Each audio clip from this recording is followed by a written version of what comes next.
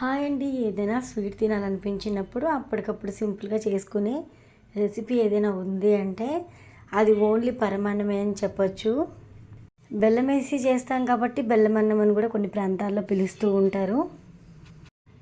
ఈ అద్భుతమైన sweet recipe కోసం ముందుగా అయితే పాలైతే కాగబెట్టుకోవాలండి. 1/2 లీటర్ పాలైతే కాగబెట్టుకొని పాలు కాగిన తర్వాత ఒక గ్లాసుడు వాటర్ అయితే యాడ్ చేసుకోవాలి. 1/2 లీటర్ పాలకి గ్లాసుడు వాటర్ అయితే కరెక్ట్గా సరిపోతాయండి. చక్కగా ఇక్కడ మనకి పాలైతే పర్ఫెక్ట్గా కాగాలి. కాగిన తర్వాత మనము ఉడికించి తీసుకున్న అన్నం అయితే యాడ్ చేసుకోవాలండి. నేను ఇక్కడ 1/2 గ్లాస్ బియ్యం పోసుకొని రైస్ అయితే కుక్ చేసేసి ఆ తర్వాత ఇక్కడ పాలు ఉడికిన తర్వాత పాలలోకి అయితే వేస్తున్నానండి. 1/2 గ్లాస్తో పెట్టుకున్న బియ్యం అయితే కరెక్ట్గా సరిపోతాయి. ఈ కొలతలతో అయితే చేసి చూడండి. చాలా అంటే చాలా టేస్టీగా కుదురుతుంది. ఇక్కడ పాలల్లో మనకి అన్నం అయితే చక్కగా ఉడికిపోవాలండి. అన్నం ఎలా ఉడకాలంటే చాలా వరకు మెత్తబడిపోవాలి అన్నము. పాలు కన్సిస్టెన్సీ అనేది తగ్గిపోవాలి.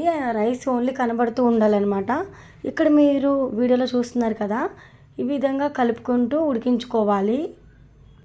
ఇందులోకి బెల్లం యాడ్ చేసుకోవాలి. బెల్లం అయితే ఒక 2 కప్పులు తీసుకోండి.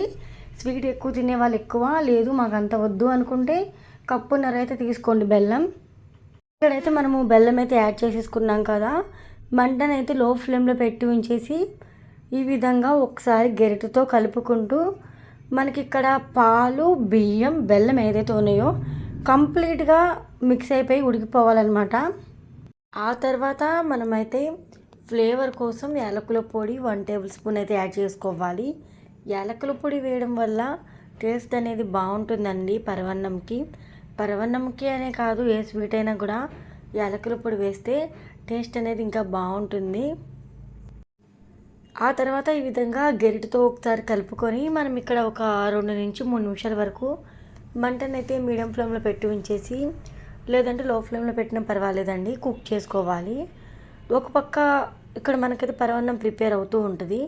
ఇంకో పక్క బర్నర్ మీద అయితే మనము స్టవ్ ఆన్ చేసుకొని ప్యాన్ పెట్టుకొని ప్యాన్ హీట్ అయిన తర్వాత ఒక 2 లేదా 3 టేబుల్ స్పూన్ల వరకు నెయ్యి అయితే యాడ్ చేసుకోవాలి.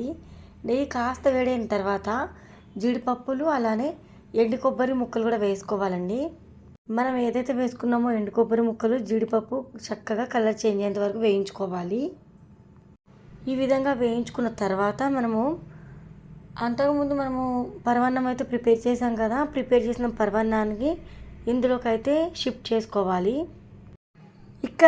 మనం ఇక్కడ నెయ్యిలో ఎన్ని వేయించుకున్నాం కదా, డ్రై ఫ్రూట్స్ వేయించేసుకున్నాం కదా, ఈ డ్రై ఫ్రూట్స్ డైరెక్ట్గా పరమాన్నం గిన్నెలోకి కూడా పోసుకోవచ్చు.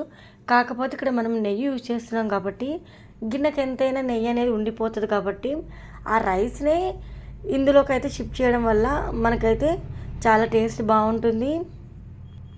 చాలా ఈజీగా అయితే కుక్ అయిపోతుంది అనమాట.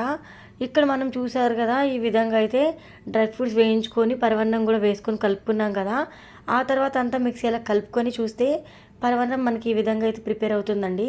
ఇంతేనండి, ఎంతో సింపుల్గా పరవన్నం లేదా బెల్లమన్నం ప్రిపేర్ చేసాం కదా.